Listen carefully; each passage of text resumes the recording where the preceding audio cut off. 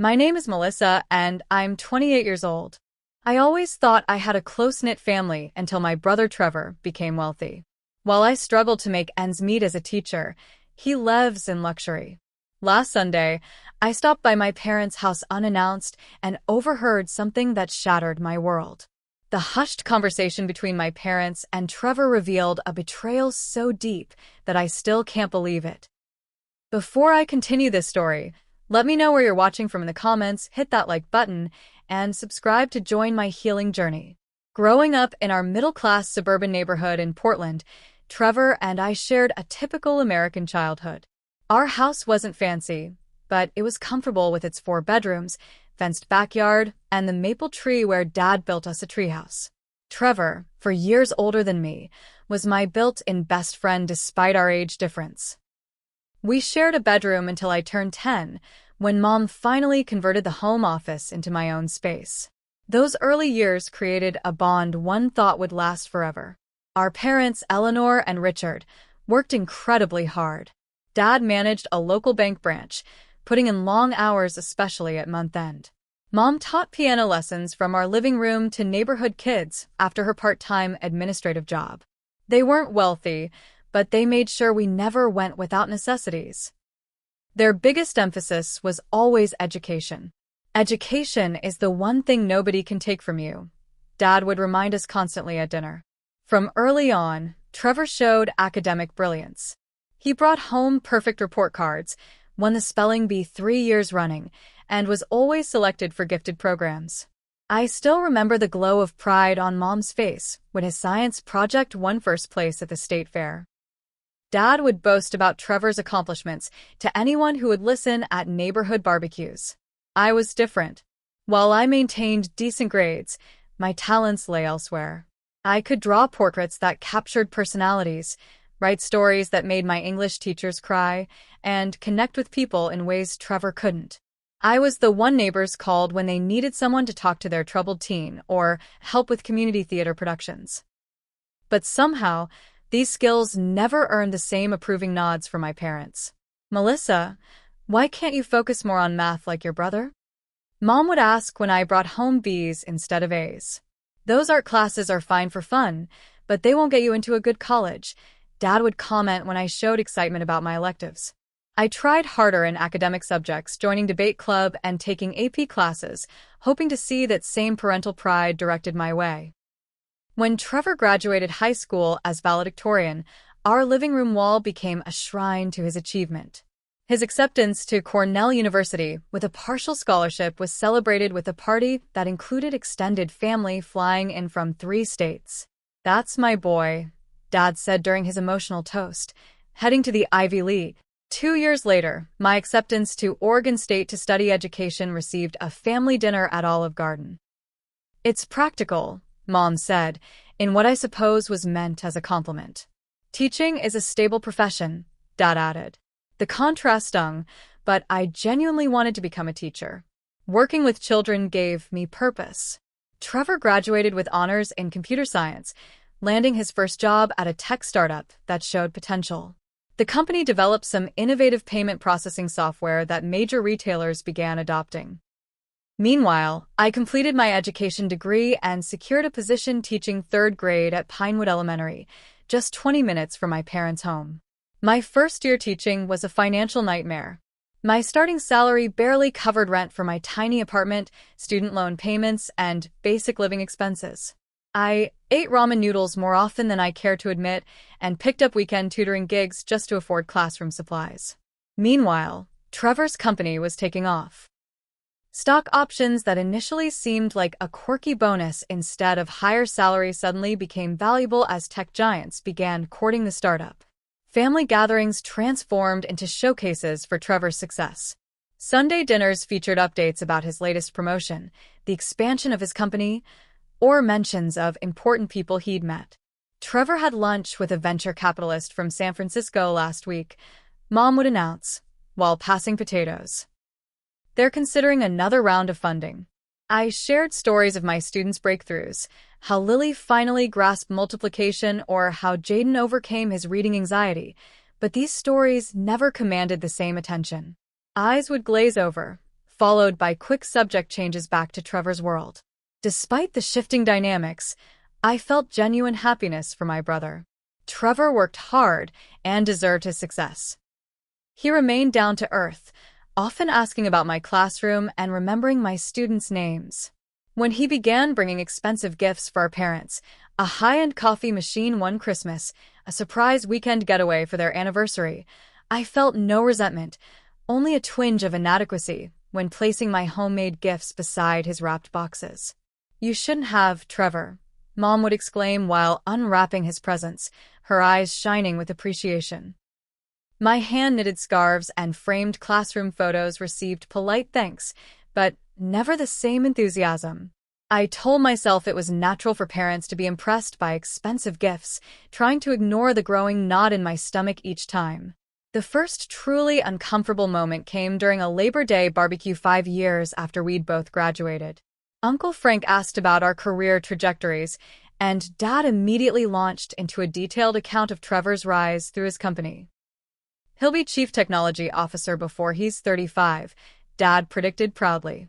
When Uncle Frank turned to ask about my teaching, Mom quickly interjected, "Melissa's doing fine, but let me tell you about Trevor's new condo downtown." That night, driving home, I finally admitted to myself that something had fundamentally shifted in our family. Money had created an imbalance that was becoming increasingly difficult to ignore. Over the next 5 years, the financial gap between Trevor and me widened into a chasm. His startup was acquired by a tech giant for millions, making my brother wealthy almost overnight. At 32, Trevor moved into a downtown luxury apartment with floor-to-ceiling windows overlooking the city's skyline. His furniture came from designer showrooms, and his kitchen featured appliances I'd only seen in magazines. The black Tesla parked in his reserved spot cost more than I would make in 4 years of teaching. Meanwhile, I shared a modest 2-bedroom apartment with my college friend Jasmine in a decent but unremarkable neighborhood. My 7-year-old Honda had reliable air conditioning and decent gas mileage, its best features. My furniture was a mix of IKEA, thrift store finds, and hand-me-downs from relatives upgrading their homes. My student loans hung over me like a dark cloud. I owed $70,000 and made payments of $500 monthly, which meant nearly a quarter of my take-home pay went straight to loans. I'd been told my parents had saved for both our educations, but somehow those funds had never materialized for me. When I'd asked about it during my freshman year, Dad vaguely mentioned market downturns and changed the subject. Despite financial struggles, I loved teaching. Watching a child's face light up with understanding made the financial sacrifices worthwhile. My classroom became my haven, decorated with colorful educational posters purchased with my own money and student artwork that meant more to me than any expensive painting. Trevor occasionally offered financial help. "Let me pay off those student loans, Mel," he suggested during one visit to my apartment. "It would be nothing to me, and everything to your monthly budget." His generosity was genuine, but I declined. Perhaps it was foolish pride, but I needed to stand on my own feet. "Thanks, but I'll manage," I told him. "I made these choices, and I'll handle the consequences." What hurt more than my financial situation was watching my parents' lifestyle improve through Trevor's generosity. They began taking luxury cruises to Alaska and the Mediterranean. Dad retired 2 years earlier than planned because Trevor wanted to give back to them for all their sacrifices. Mom got the kitchen renovation she talked about for 20 years. "You should join us in Greece next summer," Mom said during one Sunday call. Trevor's renting a villa for 2 weeks. The invitation was technically open, but we all knew my teaching schedule and bank account made it impossible. I couldn't afford the airfare, let alone take unpaid time off during the school year. These exclusions from family experiences accumulated like small paper cuts to my heart. Trevor's personal life flourished alongside his career. He met Sophia at a charity gala. She was a marketing executive for a cosmetics company, elegant and accomplished. Their Instagram posts showed them at exclusive restaurants, attending gallery openings, and taking spontaneous weekend trips to wine country. They made a stunning couple, both attractive and successful. My parents were immediately enchanted with Sophia. "She's so accomplished," Mom gushed after their first meeting. And from such a good family. Her father is a surgeon, you know. The unspoken comparison to my boyfriend, Ryan, hung in the air. Ryan taught physical education at my school, kind, funny, and as financially stretched as I was. When I'd introduced him to my parents, their reception had been polite but lukewarm. "He seems nice," was all Mom offered afterward. The engagement announcement came during a family dinner at Trevor's apartment. Sophia's 5-carat diamond ring caught the light as she extended her hand to show everyone. "We're thinking about a destination wedding," she announced excitedly. "Maybe Santorini or the Amalfi Coast." Mom immediately jumped in. "We'd love to help with the planning. I've always dreamed of helping plan a beautiful wedding." Her enthusiasm stabbed at me. When I'd mentioned Ryan and I were getting serious, she had simply nodded and changed the subject. A month later, Trevor called with news that made my parents ecstatic. "I just closed on a house," he announced. 5 bedrooms, pool, home theater room. Plenty of space for when we start a family. The $3 million purchase received days of excited discussion and prompted a special celebration dinner. That same week, I'd received a Teacher of the Year nomination at my school. When I mentioned it at the house celebration dinner, Dad said, "That's nice, honey," before immediately turning back to Trevor to discuss property values in his new neighborhood. The contrast in reactions became impossible to ignore. After everyone else had left, I finally found the courage to address the elephant in the room. "Do you realize you've spent the entire evening discussing Trevor's house while completely ignoring my achievement?" I asked my parents as we cleaned up dessert plates. "Oh, Melissa, don't be so sensitive," Mom dismissed with a wave. "A house purchase is a big deal. And Teacher of the Year isn't." My voice cracked slightly. Dad sighed, placing dishes in the sink. "Nobody's saying that, but let's be realistic. Trevor's accomplishing things on a different scale. It's not favoritism, it's just acknowledging reality. The reality that you value his achievements more than mine." The words tumbled out before I could stop them. Mom's expression hardened. "I think you're just jealous of your brother's success. We raised you better than that." I left their house that night with tears streaming down my face, the first major crack in our family facade exposed for all to see. Trevor and Sophia's engagement party was held at the Kingsley, Portland's most exclusive venue. Crystal chandeliers hung from vaulted ceilings, champagne flowed freely, and servers circulated with trays of appetizers I couldn't pronounce. The guest list included tech executives, local celebrities, and politicians. I wore my best dress, a navy blue cocktail number purchased on sale last season, and still felt hopelessly underdressed among designer gowns and custom suits. I lingered near the chocolate fountain, feeling like an imposter in this world of wealth and privilege, when Trevor approached. "There's my favorite sister," he said with the warm smile that hadn't changed since childhood. "I'm your only sister," I reminded him, our old joke still comfortable between us. "Mel, Sophia, and I have been talking. We both want you to be the maid of honor." His sincerity touched me. Despite our diverging lives, he still wanted me in this central role. "Really? Are you sure Sophia doesn't have a sister or best friend she'd prefer?" I asked, surprised by the offer. "She has 3 bridesmaids from her side, but she agrees you should have this spot. You're my best friend, Mel. Always have been." Warmth spread through my chest, temporarily displacing my discomfort. "Then I'd be honored," I said, meaning it completely. Whatever complications existed in our family, Trevor was still my brother, and I loved him. My enthusiasm dimmed considerably 2 weeks later during the first wedding planning meeting. Sophia had reserved a private dining room at Luciana's, where the menu had no prices listed, never a good sign for my budget. My parents arrived in Mom's new Lexus, a birthday gift from Trevor. Sophia's parents, Dr. and Mrs. Peterson, exuded confidence and old money elegance. "We're thinking around 200 guests," Sophia began, opening a leather portfolio with wedding magazine cutouts and color swatches. "The Santorini venue can accommodate that number, and we've tentatively reserved the entire Elysium Resort for 3 nights. I nearly choked on my sparkling water. "The entire resort? We want everyone to stay together," Trevor explained. It creates a better experience. Sophia's mother nodded approvingly.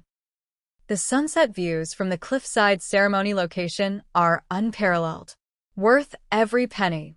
The wedding planner, a sleek woman named Vivian with a British accent, presented a preliminary budget spreadsheet.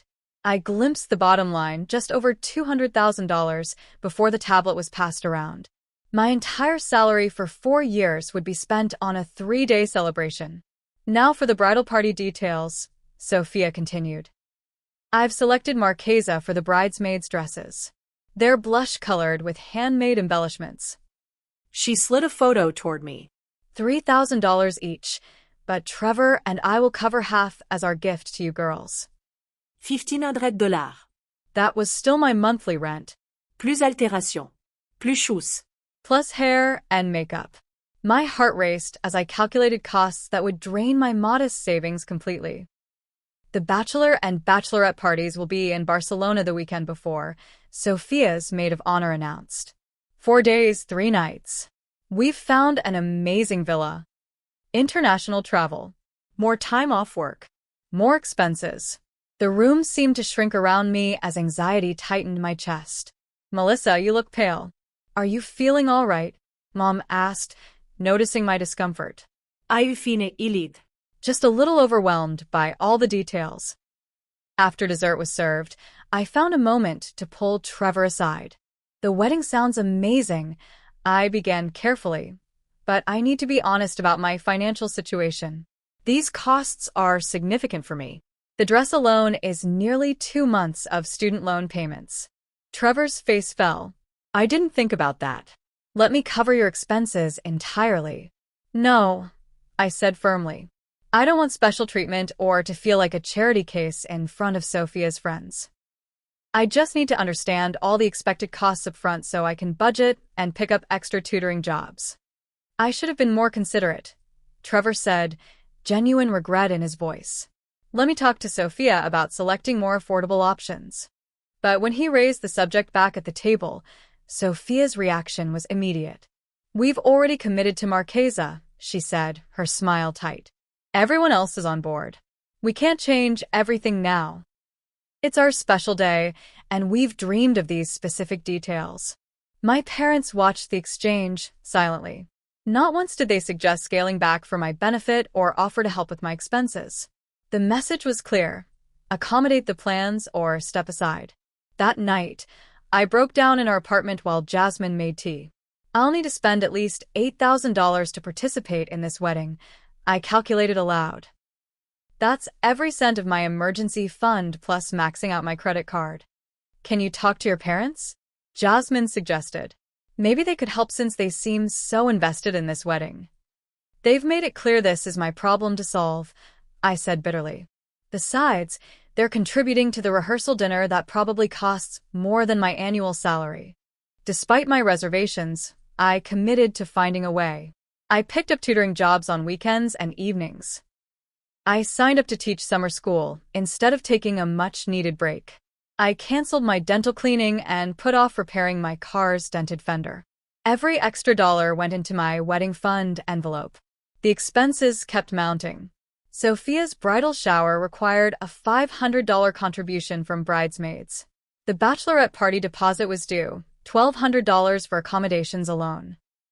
I depleted my modest savings account to purchase the non-refundable plane ticket to Greece, trying not to think about how long it had taken to accumulate that cushion of financial security. 6 months into planning, I met with the travel agent handling group bookings for wedding guests. The room block at the resort is $350 per night, minimum 3-night stay, she informed me cheerfully. Plus, there's the welcome dinner, excursion day, and farewell brunch to consider in your budget. Walking to my car afterward, I called Ryan in tears. I can't do this. It's financially ruining me. Maybe it's time to be honest with everyone, he suggested gently. There's no shame in having budget limitations. But there was shame, at least in my family. Money had become the measure of worth, and my inability to keep up only highlighted my perceived inadequacy. Still, Ryan was right. I needed to have an honest conversation with my family before this wedding bankrupted me completely. The following Sunday, I drove to my parents' suburban home to drop off my completed RSVP cards for the wedding welcome dinner and farewell brunch.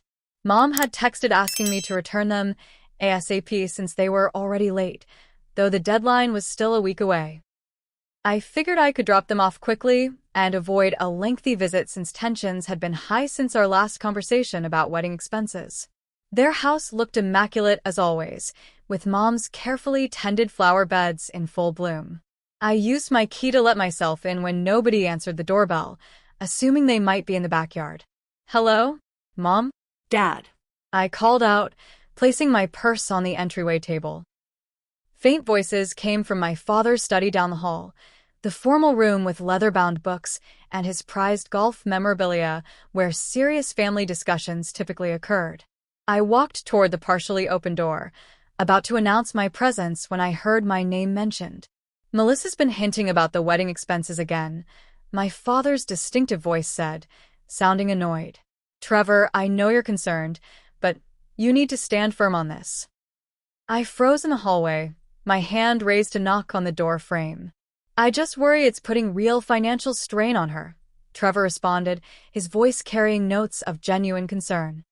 "Teaching doesn't pay much, and I know she's still dealing with student loans. Maybe we could rethink some of the expectations for the bridal party." "Don't worry about your sister," Dad replied dismissively. "This is your wedding. You and Sophia deserve exactly what you want without compromise." "We'll make her pay for everything," Mom added, her tone matter-of-fact. "It's good for her character. Melissa needs to learn financial responsibility." The casual cruelty in her voice made my stomach lurch. These were my parents, the people who were supposed to love us equally and protect us both. "I could easily cover her expenses," Trevor suggested. "It wouldn't affect our budget at all, and it would take pressure off her." "Absolutely not," Dad's voice turned stern. "That would be enabling her poor life choices. She chose a career in teaching knowing the financial limitations. Actions have consequences." "But you helped me so much when I was starting out," Trevor countered. "My first apartment deposit helping with my student loans. That was an investment in your future," Mom explained as if it were obvious. "We knew you'd be successful in your field. It made financial sense." "What about Melissa's college fund?" Trevor asked. "I thought you had money set aside for both of us." My heart pounded so loudly, I worried they might hear it from inside the study. "I'd asked about this fund multiple times during college." Dad cleared his throat uncomfortably. "We redirected those funds toward your graduate school applications and your first investment opportunity. It was the sensible choice at the time." "Wait," Trevor sounded genuinely shocked. "So the money you told Melissa went to market downturns actually went to me? Does she know this? What purpose would telling her serve?" Mom asked coldly. "She believes we helped with her education as much as we could. That narrative works better for everyone." "We've set aside $50,000 for your wedding," Dad continued, changing the subject. "We want it to be perfect. The Petersons are contributing significantly, and we need to match their generosity." I stood frozen, tears streaming silently down my face. $50,000 for Trevor's wedding, while I struggled under the weight of student loans they'd promised to help with. The revelation that they'd deliberately lied about my college fund hit like a physical blow. "I don't feel right about this," Trevor said, but his protest sounded weak, conflicted. "Trust us," Mom said soothingly. "Melissa will manage. She always does. This tough love approach is what she needs to grow up financially." I couldn't bear to hear more. I silently backed away from the door, grabbed my purse, and slipped out of the house, praying they wouldn't hear the front door close. In my car, parked down the street, violent sobs racked my body.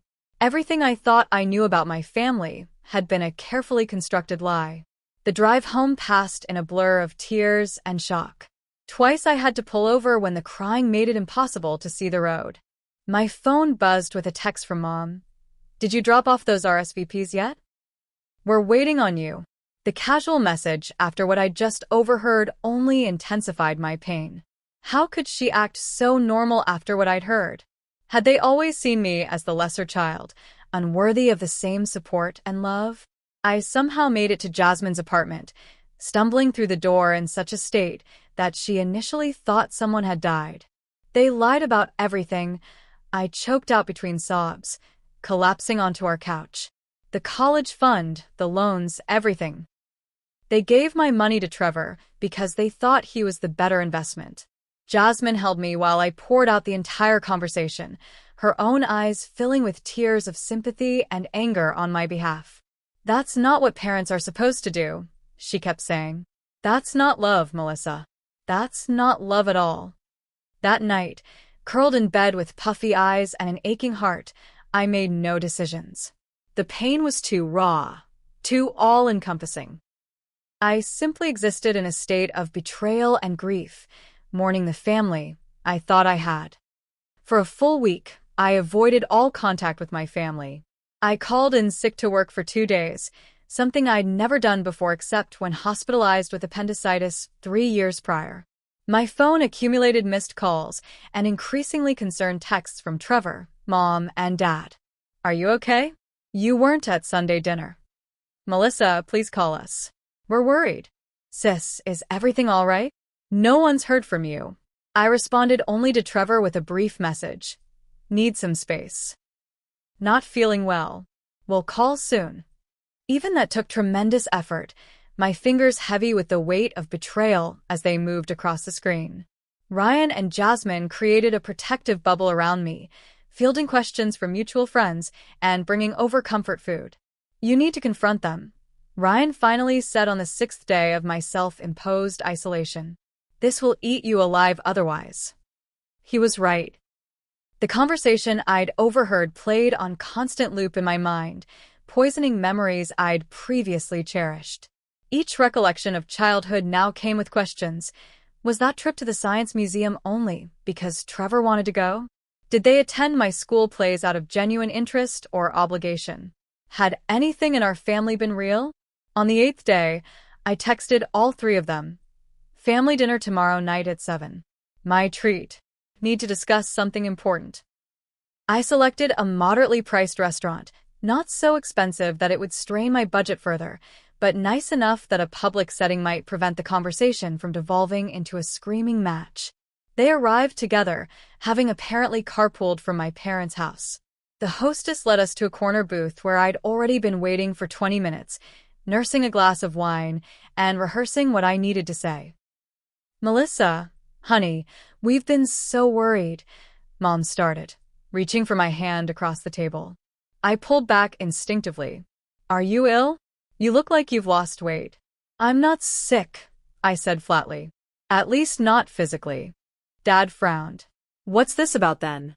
Your text sounded ominous. Trevor watched me carefully, his expression concerned but also wary, as if he sensed what might be coming. "Let's order first," I suggested, maintaining an artificial calm. "This conversation will go better with food." Small talk about weather and traffic filled the excruciating minutes until our meals arrived. Mom chatted about wedding details, seemingly oblivious to the tension radiating from me. The florist in Santorini sent the most beautiful sample arrangements, and the welcome bags for guests are coming together nicely.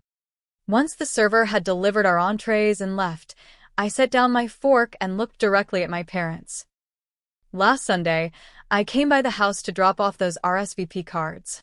"We never got them," Mom interrupted, frowning. "That's because I overheard a conversation that made me leave without delivering them." My voice remained steady despite my racing heart. "I heard everything you said in Dad's study. Everything about making me pay for the wedding expenses. Everything about redirecting my college fund to Trevor. Everything about considering him the better investment." The color drained from my mother's face. My father froze with his fork midway to his mouth. Trevor closed his eyes briefly, a pained expression crossing his features. "You misunderstood," Dad finally said, setting down his utensils. "Context is important in these discussions." "What context justifies lying to me about my college fund?" I challenged, keeping my voice low but intense. "What context makes it okay to set aside $50,000 for Trevor's wedding while watching me drain my savings and work extra jobs to afford being in it?" We never promised to pay for your expenses, Mom said defensively. Adults handle their own financial obligations. I'm not talking about the wedding expenses, I clarified, feeling heat rise in my face. I'm talking about the systematic favoritism that's defined our family for years. I heard Dad explicitly say you redirected my college fund to Trevor's graduate school and investments. Financial decisions aren't about favoritism, Dad insisted, his businessman persona taking over. They're about return on investment. Trevor's career path simply offered better financial outcomes. The clinical assessment of our worth as children hit like a slap. So, I was the bad investment? The child not worth supporting? That's not what we meant, Mom backpedaled, looking around nervously as if worried about being overheard. We love you both equally. We just had limited resources and had to make practical choices. Limited resources? I repeated incredulously. You just committed $50,000 to a wedding. That would have covered most of my student loans, the ones you promised to help with but never did. Trevor finally spoke, his voice quiet but firm. They did promise to help you, Melissa. I remember those conversations, too. Mom shot him a warning look that didn't go unnoticed. You told me the market crashed and my college fund was gone. I continued, addressing my parents directly. That was a lie. You made a conscious choice to invest in Trevor instead of me because you decided his future mattered more. We were trying to teach you independence, Dad explained, his tone suggesting I should be grateful. Trevor's situation was different. How? I demanded. Because he chose a lucrative field? Because he fit your definition of success? Partly yes, Dad admitted, his honesty finally breaking through. We saw potential for significant achievement in Trevor's path. Teaching is noble, but it doesn't offer the same opportunities. Opportunities for what? Making you proud? Giving you bragging rights at country club dinners? My voice cracked with emotion. Do you have any idea how it feels to know your parents redirected your education money to your brother because they thought you weren't worth the investment? That's a very dramatic interpretation, Mom said dismissively. You're being overly emotional about practical decisions made years ago. I've sacrificed everything to be part of this wedding, I continued, ignoring her dismissal. I've picked up extra jobs, canceled vacations, put off car repairs. I've spent my emergency fund on plane tickets to Greece. And all while you're secretly setting aside $50,000 for the event itself, not once considering that your daughter is drowning financially. If you can't afford the wedding, you should have said something sooner, Dad said coldly. Nobody forced you to participate. His callousness broke something inside me. Do you even hear yourself? Do you understand what you're saying to your daughter right now? That I should exclude myself from my only brother's wedding because I can't afford the luxury version you're all planning. Trevor reached across the table toward me. Mel, I had no idea it was this bad. I swear I'll cover all your expenses from now on. This isn't about money anymore, Trevor, I said, tears finally spilling over. It's about learning that our parents have systematically favored you my entire life. That they've lied to me repeatedly. That they see me as less valuable because I chose to teach children instead of chase wealth. That's not true, Mom protested weakly. We're proud of you too. When? I challenged. When have you ever shown the same pride in my achievements as Trevor's? When have you ever celebrated my successes the way you celebrate his? Their silence was damning.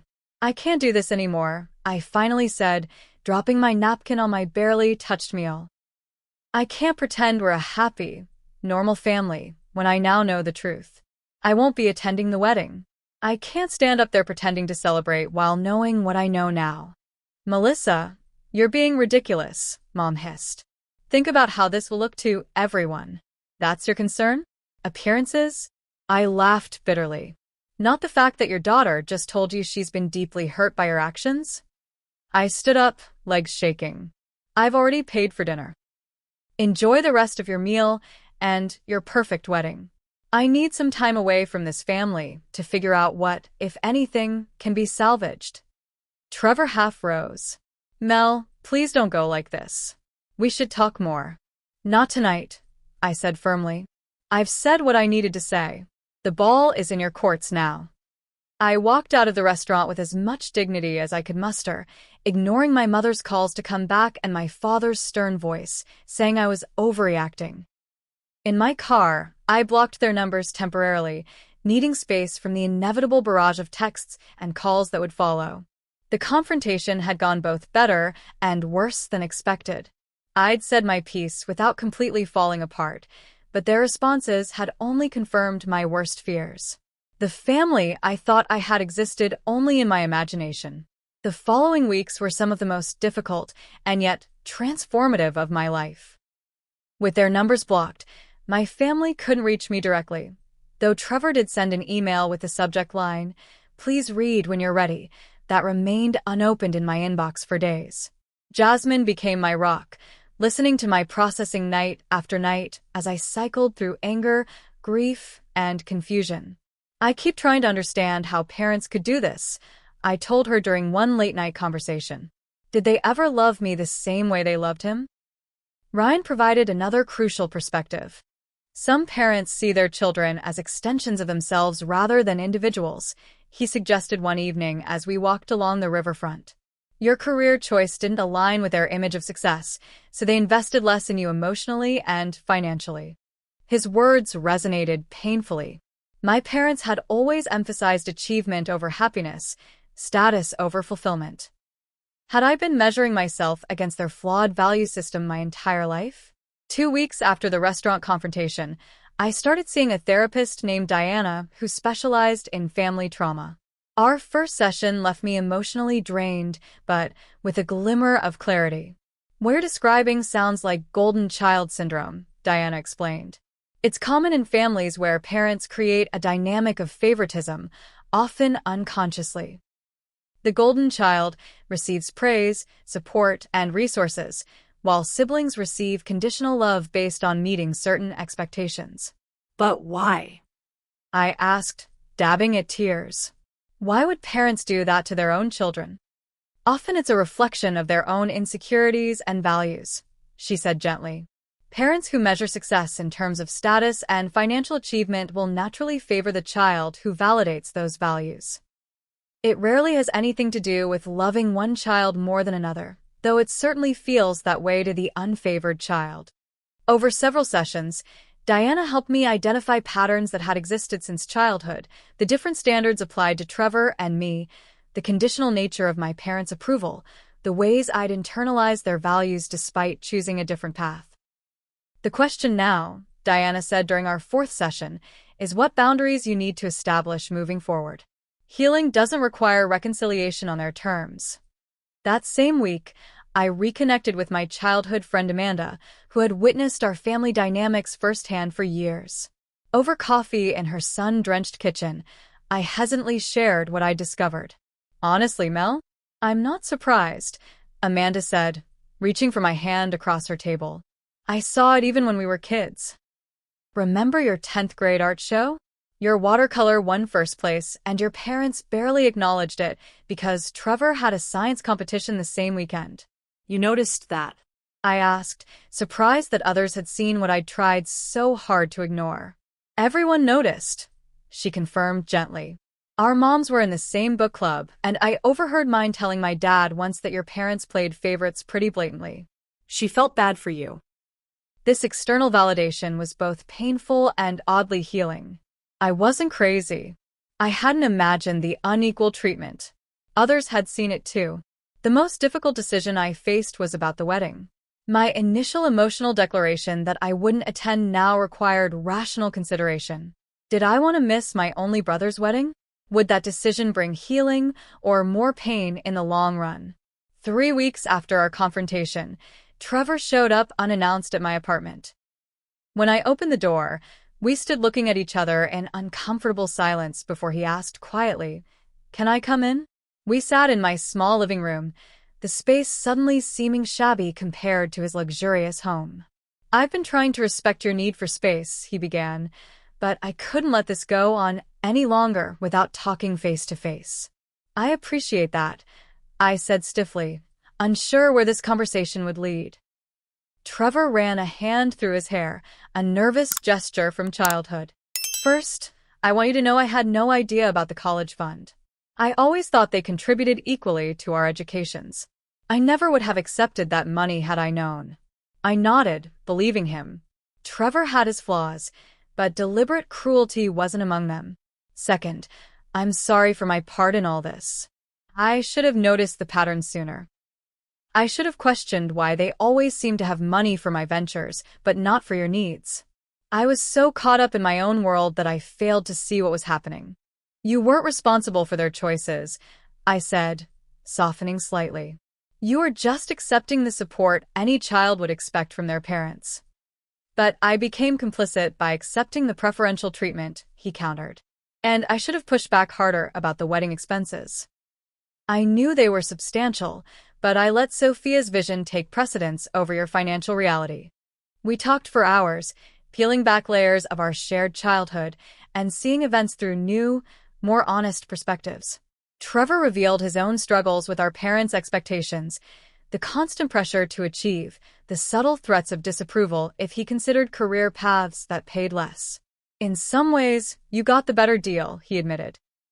You broke free from their value system earlier. You chose what actually made you happy instead of what would make them proud. I'm still trying to figure out if my career choices were truly mine or just the path of least resistance. This vulnerability from my successful brother shifted something in me. Perhaps we had both been damaged by our parents' conditional love, just in different ways. About the wedding, Trevor said tentatively. I completely understand if you still don't want to participate. But selfishly, I hope you'll reconsider. You're my sister, Mel. My only sibling. The thought of getting married without you there feels wrong. I don't know if I can face them, I admitted. Every time I think about seeing Mom and Dad now, I feel physically ill. What if I talk to them, he suggested. Make it clear that they need to respect your boundaries and give you space at the wedding? They'll be so busy with the Petersons and their friends that it might be easier than you think to maintain distance. And Sophia's expectations for bridesmaids? The dress, the parties, all of it. I've already told Sophia I'm covering all your expenses myself, Trevor said firmly. Not as a loan or charity, but as a gift between siblings. She understands this is non-negotiable. I considered his words carefully. I need some conditions if I'm going to be there. First, I'll accept your help with expenses, but only because it would financially break me otherwise. Second, I need minimal contact with Mom and Dad during the events. Third, I want to bring Ryan for support. Done, and absolutely done. Trevor agreed immediately. Ryan's already on the guest list, and I'll make sure you're seated away from our parents at all events. We didn't solve everything that day, but we began rebuilding our relationship on more honest ground. I agreed to attend the wedding, not for my parents, but for the brother, who was making genuine efforts to understand and repair the damage. Before Trevor left, I handed him a letter I'd written to our parents. I'm not ready to speak with them directly, I explained. But they need to understand my position and what I need from them going forward. The letter outlined my feelings without accusation, focusing instead on the specific behaviors that had hurt me and the boundaries I needed to establish. I explained that reconciliation would require acknowledgement of the favoritism, an apology for the lies, and a commitment to more equitable treatment going forward. I'll make sure they read every word, Trevor promised, tucking the envelope carefully into his jacket. As expected, my parents responded defensively at first. Mom called the letter dramatic and one-sided, according to Trevor. Dad maintained that financial decisions weren't about favoritism, but practicality. But as the wedding approached and it became clear I was serious about maintaining distance, small shifts began to occur. Mom sent a brief text. We miss you at Sunday dinners. We should talk when you're ready. Dad left a voicemail. Perhaps there are things we could have handled differently. Let's discuss after the wedding. These weren't the heartfelt apologies I deserved, but they were tiny acknowledgments that something had broken and needed repair. It was a start, however small. 6 months after discovering the painful truth about my family, I found myself on a plane to Santorini with Ryan beside me, holding my hand during takeoff. Trevor had kept his word, covering all expenses related to the wedding, including our flights and accommodations.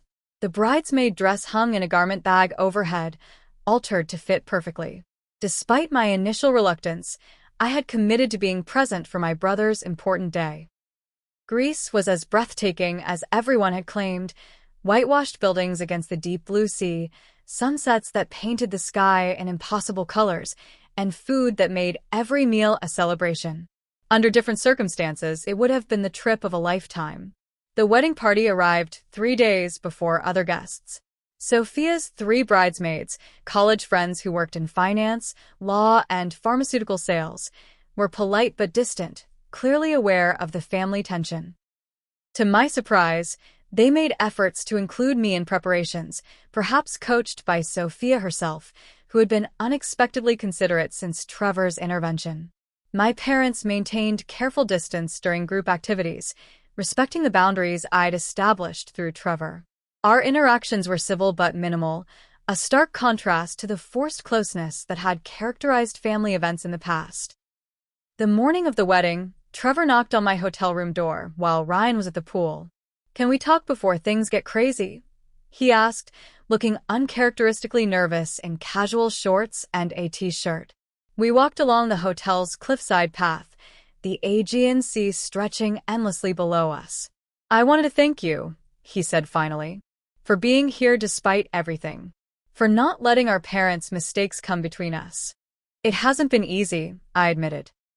"But I realized punishing you for their behavior would only create more regrets." Trevor stopped walking, turning to face me directly. "I've been thinking a lot about equity these past months, about privilege and advantage. I benefited from their favoritism my entire life, often without even realizing it." "You didn't ask for that advantage," I pointed out. "No, but I accepted it without question," he countered. "And now I have the opportunity to correct some of that imbalance." He handed me an envelope. Inside was a bank statement showing a new account in my name with a balance of $70,000, almost exactly the amount of my remaining student loans. "Trevor, I can't accept this," I started, but he held up his hand. "It's not a gift, Mel. It's restitution. That money should have been yours for education. Our parents diverted it to me without my knowledge, and I benefited from that diversion. I'm simply returning what should have been yours all along." Tears filled my eyes. "This is life-changing," I whispered, the weight of financial anxiety lifting slightly from my shoulders for the first time in years. "You deserve a clean slate," he said simply. "Use it for the loans, keep it for a house down payment, whatever you need. Just know that it comes with no strings or expectations." We hugged tightly there on the path, the first step in a healing journey between siblings raised in an unbalanced system. Trevor couldn't erase our parents' favoritism, but his acknowledgement and concrete action spoke volumes about his commitment to our relationship. The wedding ceremony itself was undeniably beautiful.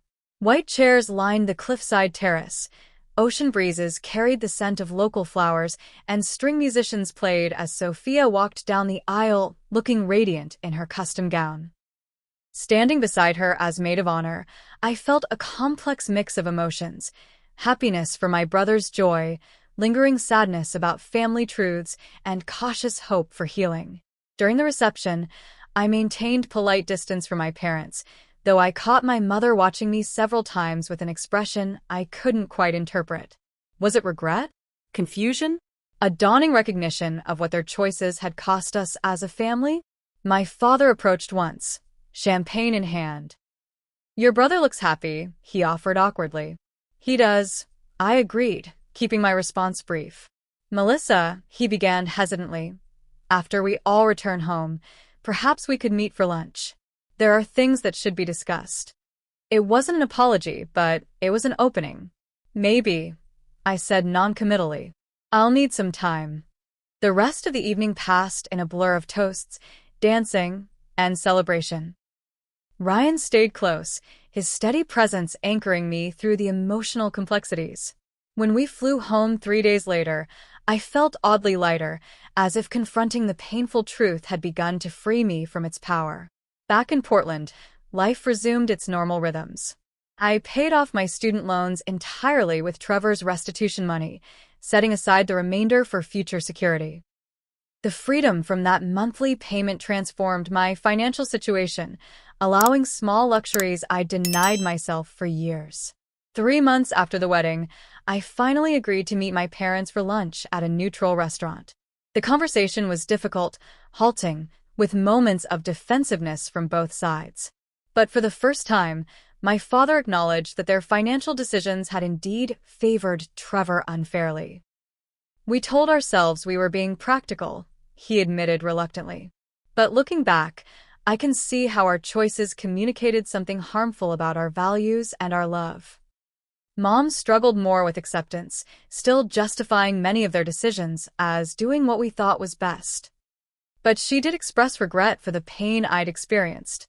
"I never wanted you to feel less loved," she said, reaching hesitantly for my hand across the table.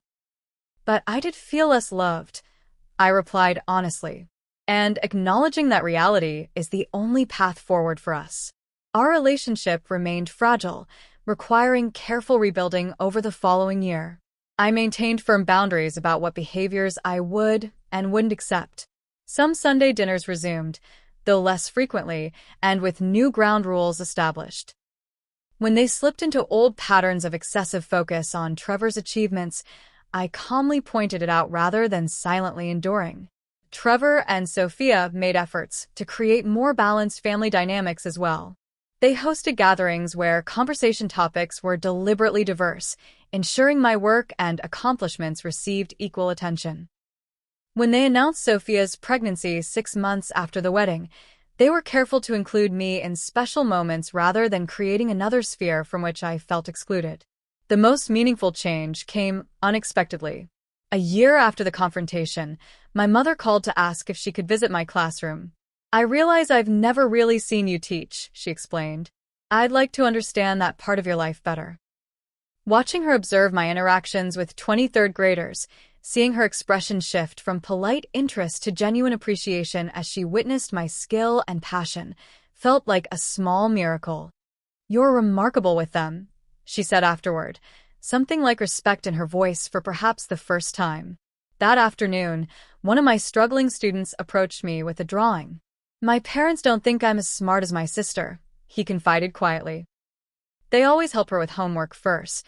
Looking into his worried eyes, I recognized the pain of perceived conditional love. Drawing from my own healing journey, I was able to help him articulate his feelings to his parents in constructive ways, facilitating a family conversation that might prevent the same pattern of favoritism from causing lifelong harm. Sometimes families develop habits without realizing how they affect everyone, I explained to him. But when we speak up with honesty and love, we give them the chance to change those habits. The ability to transform my painful experience into guidance that might help this child felt like the first true gift to emerge from the difficult year. Pain, when processed and understood, can become wisdom that serves others. My relationship with my parents will never be perfect. Some wounds go too deep for complete healing. But we've established a more honest foundation based on reality rather than pretense. They are learning to value me for who I am rather than measuring me against their expectations or my brother's choices. I am learning to set boundaries without building walls. Most importantly, I no longer measure my worth by their approval. The painful revelations force me to develop a stronger sense of self-validation, to recognize my value independent of external metrics like income or status. Teaching children remains my passion and purpose, regardless of how others perceive that choice. Trevor and I have developed a closer, more authentic relationship than we had before. The artificial harmony maintained by ignoring uncomfortable truths has been replaced by genuine connection based on honesty and mutual respect. He remains my brother, my friend, and now my ally in creating healthier family patterns. As I reflect on this journey, I realize that sometimes the most painful revelations become doorways to greater authenticity. Hearing those devastating words from my parents, "We'll make her pay for everything," ultimately freed me from illusions that had limited my self-perception for decades. Have you ever discovered painful truths about your family dynamics? How did you handle establishing new boundaries while maintaining relationships? Share your experiences in the comments below. If this story resonated with you, please like and subscribe to support more content about family healing and personal growth.